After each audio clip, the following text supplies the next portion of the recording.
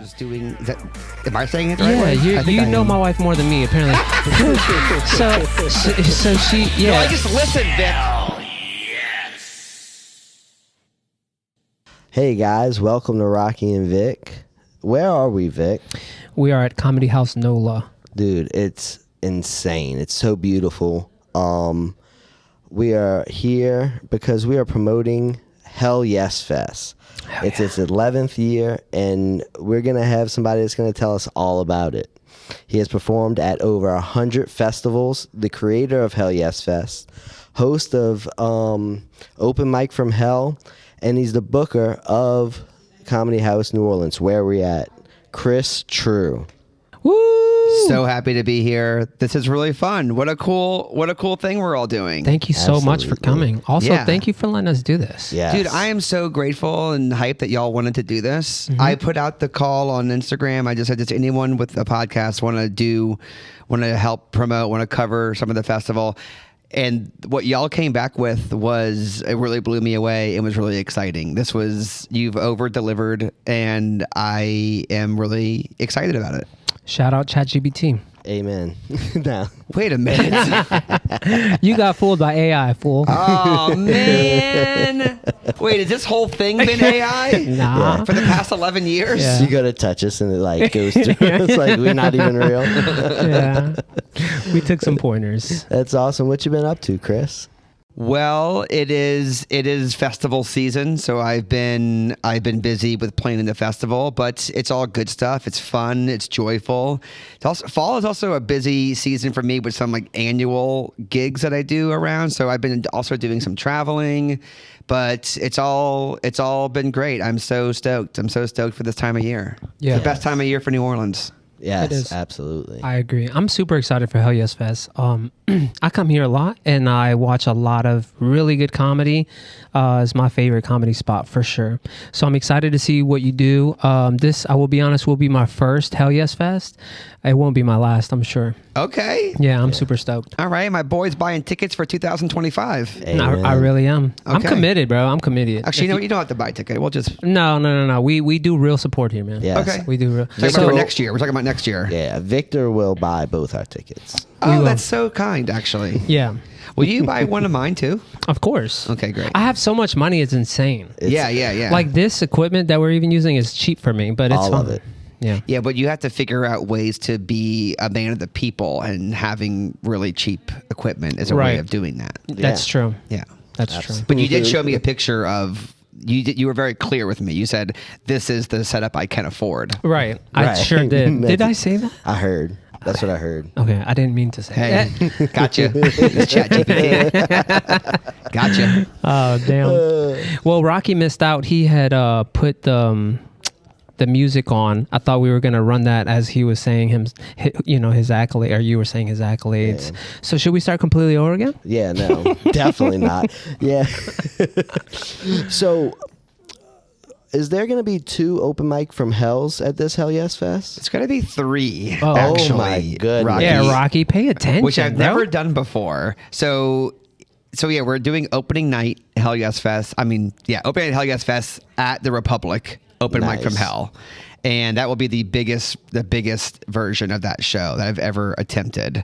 Then we always do a matinee open mic from Hell on Saturday afternoon. So that's happening. But this year we also are going to close it out on a Monday night. That'll be the final Monday night open mic from Hell. We're going to just bury Monday nights. We're going to crush it, be done with Mondays as the show formally moves over to Fridays forever. Okay. Beautiful. Yeah. Beautiful.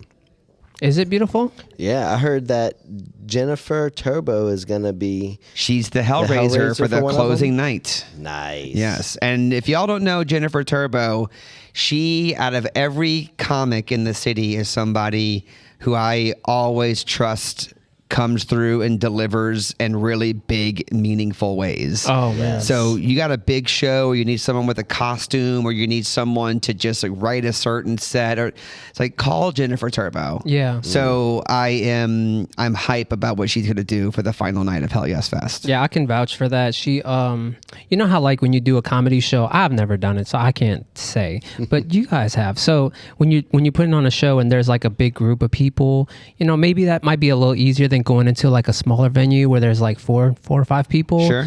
Well, I saw a smaller show of Jen Turbo, and she killed it. All four of us were dying laughing. I mean, she had us on the floor, basically. She's hilarious. She delivers. She also said that people were running from show to show for Hell Yes Fest last year, which is pretty awesome to hear. Yeah, so I think there's a couple different styles of festival, right? And the one that I want to create is I want the like walkable, everyone's doing everything, it's constantly in motion. It's like, you know, I'm performing at Gospel Coffee Shop at 6:30, but then I got to go up early because I have to make it to Comedy House for the 7:30 show, and then tomorrow I'm actually at Harlem Wolf or whatever. I just like that kind of pace. I like that energy. It's like a scavenger hunt of like laughter. Damn, that's a good line. Thanks, man. I'm here all day. I should say that. Yeah. It's almost. I mean, you still can. It's like a comedy bar crawl.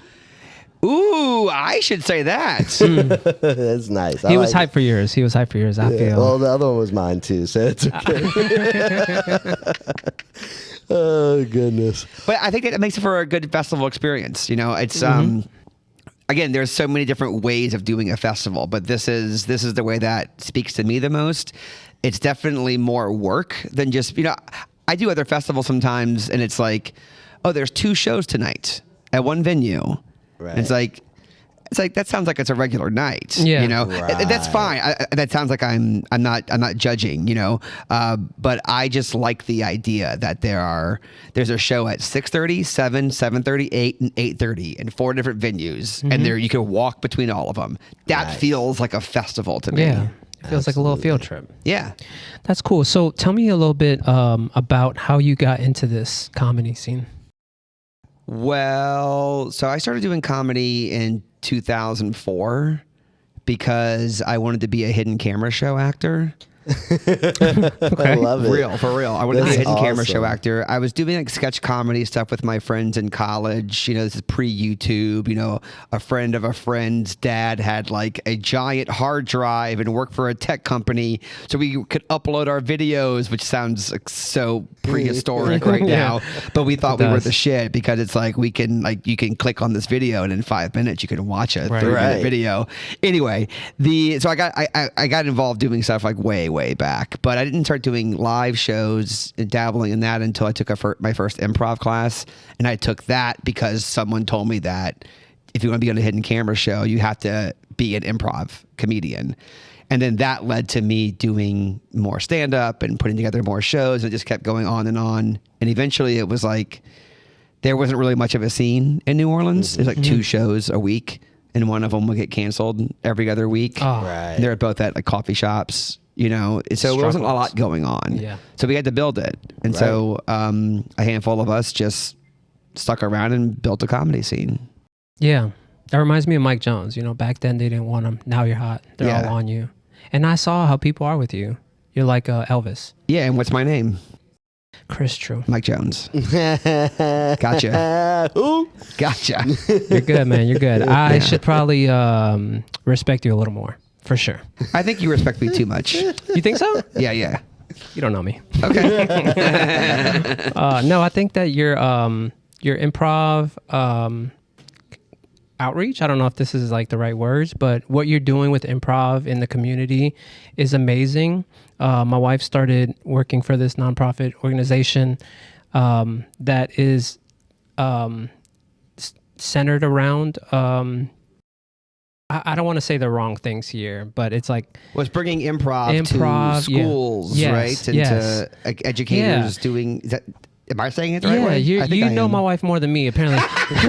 so she, No, I just listen, Vic. No, the school is centered around that and the creativity and what it does for like the brain and how good it is. So, do you want to talk a little bit about that? What you've learned with improv? Yeah, well, I just think that improv is the secret weapon for a lot of a lot of things in life. It's like the superfood, the Swiss Army knife for communication, for writing, for public speaking, for dealing with conflict.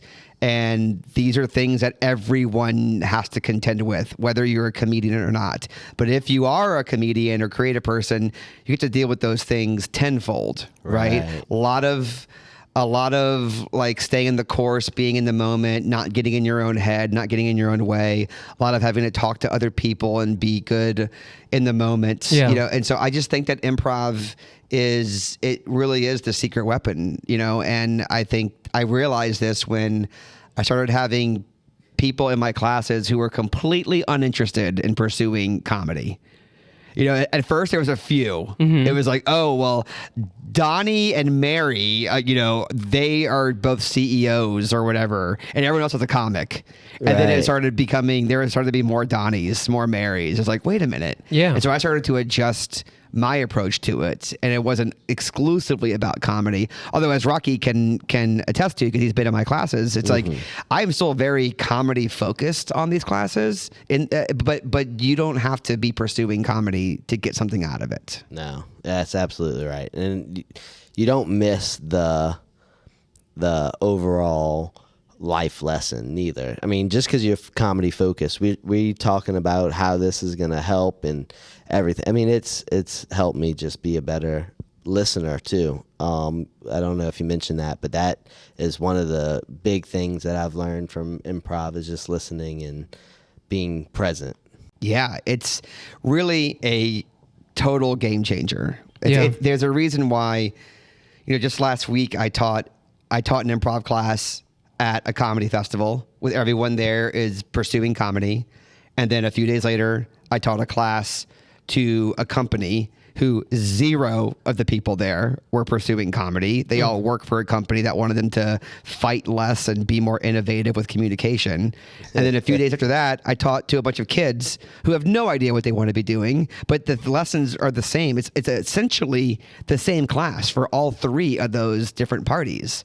So how could that be? How is that possible? It's because the lessons of what we're doing here with these classes they translate across the board. Yeah. Right. It seems like it could be, a confidence thing where it's just building your confidence and also your imagination and creativity. Yeah, for sure. And it's all things that as we get older, we start doing less and less very organically, I'm not judging anyone who's listening to this and feels like, oh, I'm talking to them. I'm talking to everybody. Like everyone experiences some version of this where it's like, you just start checking out of life and things start being the same thing over and over again. You become less curious. Right. You become you're less likely to be in awe of something because you're like locked into how you view the world. When you take an improv class, it's like all those things get turned upside down. Absolutely. Right. And I'm saying all that's so true. I'm not even touching on the like confidence part you get from being able to do it. I barely touched on the listening part. There's so many layers to it. Right. Absolutely. And it's like you said, it's like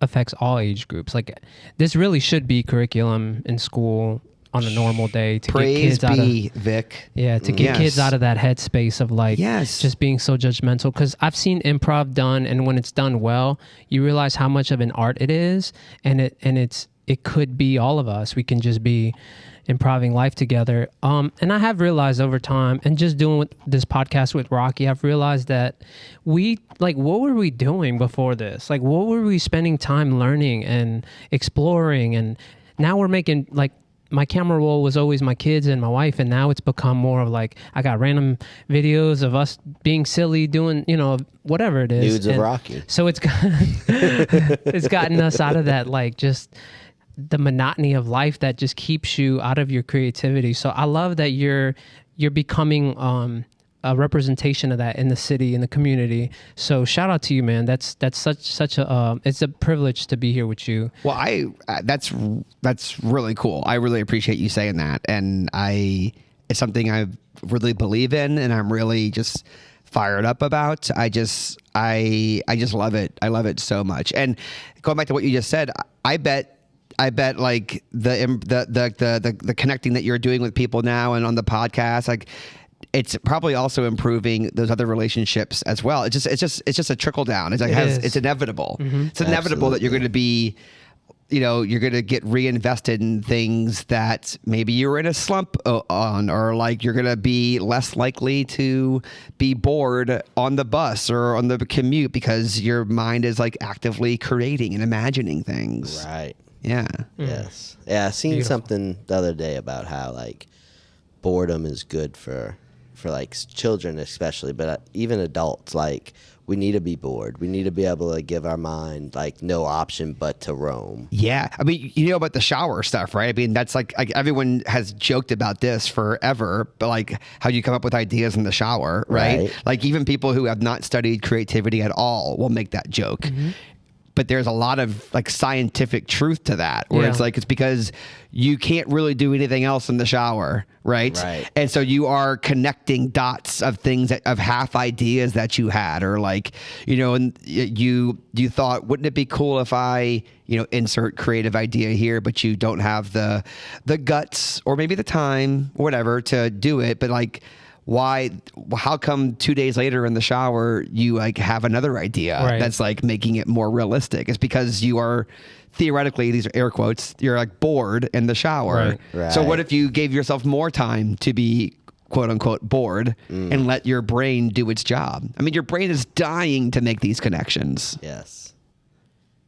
Literally dying. We went spiritual. Yes. Your brain is dying. Take an improv class.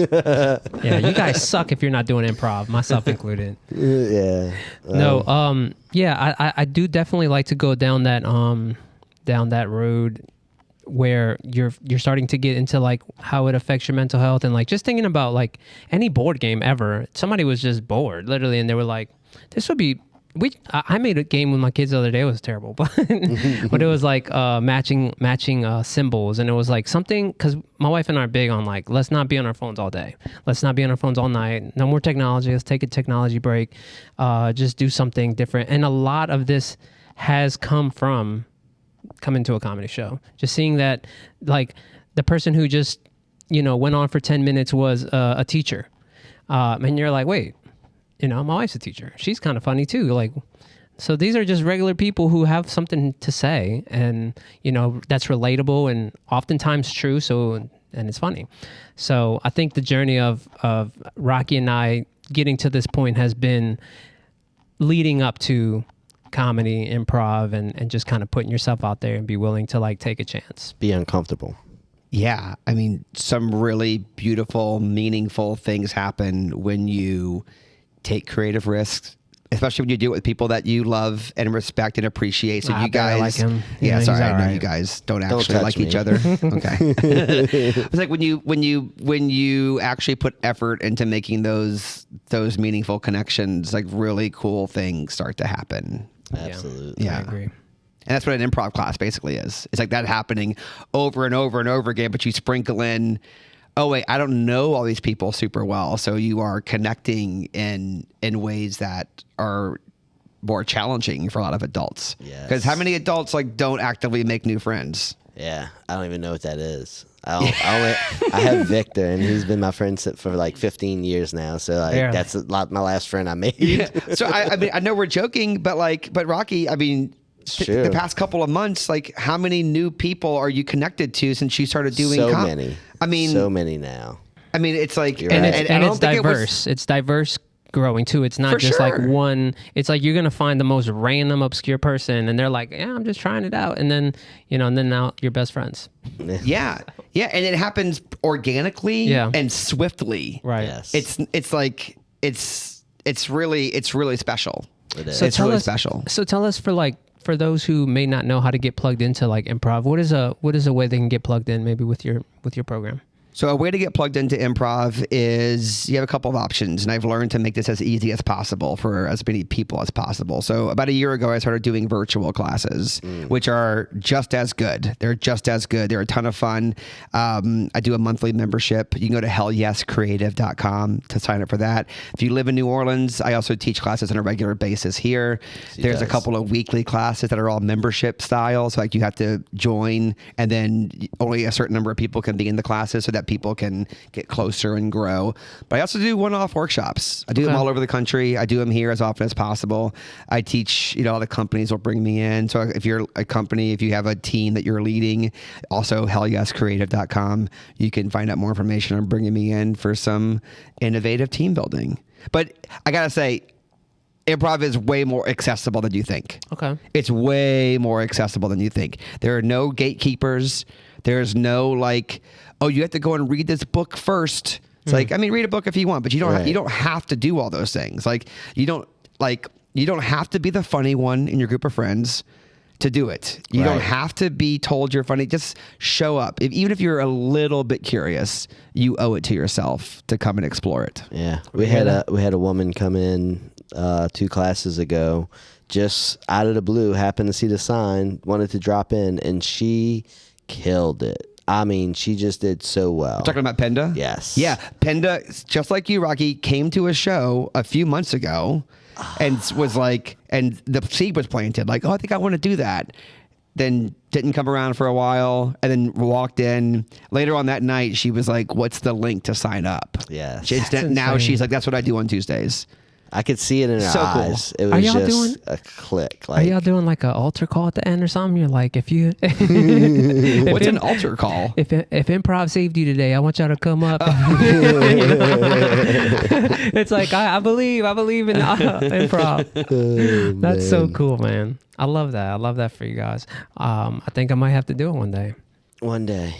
Yeah, it's an easy thing to get involved in, and there's different ways you can do it. You can just be like, I'll jump into a monthly class and just test the waters, or you can dive in and be like, this is what I do on Tuesdays. Yeah. Right. This is what I do. I do think the more meaningful transformations happen when it's I'm going to do this every Monday. And it's like going to the gym or reading a book. It's you got to commit, or doing yoga or whatever the thing is, writing. It's or podcasting. Right. If you guys are we'll do this every now and then, it will not be as good as if you guys are we talk about it on Monday, we record on Wednesdays, we upload on Fridays. Absolutely. Or whatever, Right.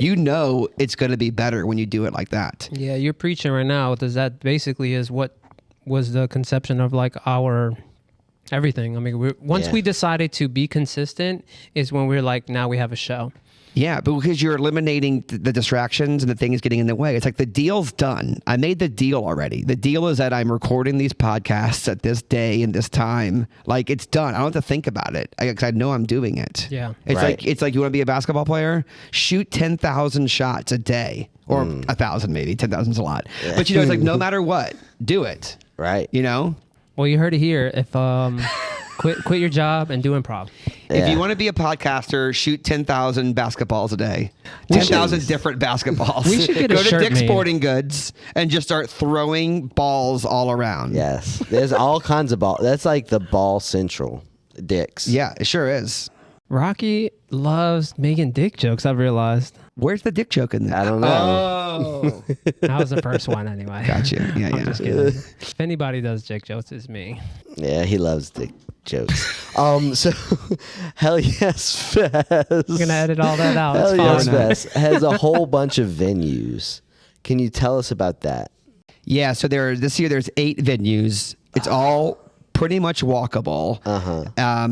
There's a couple of venues we have one giant show there. That's Republic on Monday and Joy Theater on Sunday. Those are 2 massive shows. Awesome. Comedy House is the primary venue. It's Hell Yes HQ. Most shows are happening here. All the workshops and panels and podcasts are happening here. There's also Lucy's, which is around the corner. We have 2 shows there. We have a bunch of free shows at Gospel Coffee Shop, which is around 2 corners. It's also Holland Wolf doing the porch and the den at Holland Wolf, and a brand new venue called Dream House Lounge, which is a cannabis-inspired lounge. All right. In the CBD. Never heard of it. And we're doing shows there and an after party on Wednesday. Fire. I think Harry Landry's going to be at that one. Harry Landry will be on the Dreamhouse show. Sakina Dawes is hosting the Dreamhouse show. Wonderful. And I'll go for Sakina. Pretty much every show has a local hosting and a local closing it out, and that's because the primary goal of the festival is to promote New Orleans comedy. Oh, okay. I like taking submissions from out of town people to get them here and show them a good time and show them that we're building a comedy culture in New Orleans. But this will always, my North Star will always be New Orleans and the New Orleans scene. So every show has to be hosted by and closed out by a local. I love that, man. Yeah, That's Absolutely. awesome. We definitely need that advocating. So we'll do our best too to promote local comedy, because we were blind and now we see. So we know that it's well worth our time every time. Sounds like your walk on the altar. Yeah. Altar call, Victor. Altar call. Sorry, That's damn all it, right. I messed it up. That's all right. Well, it's kind of like walking the plank, except it's holy water you fall into. Another dick joke. I love it. You got you. Hey, it's wood. Oh, man. So is there any shout outs? Is there anything else that you want to make sure we get in? That's what she said. I really hope that everyone who is curious about the comedy scene here picks a show and comes out and sees it. Absolutely. Buys a ticket ahead of time and just come out. I get it. I know that sometimes it can be intimidating. If you look at the Comedy House schedule on a regular week, you're like, this is a lot's going on, different types of shows. I'm not sure which one's for me. I get it. I'm the same way with music. Like, of course I like live music, but I'm not passionate about it. But that's why I go to music festivals and I take it all in at the festival. Nice. I know that that's going to be how a lot of people consume comedy in New Orleans. So that's why part of my job is to create the environments for people to do that. So I hope that if you're curious about comedy, you treat it like I'm treating a music festival. It's like I wish that you would come to shows every week, but I get it. Just come to a bunch of shows during the festival.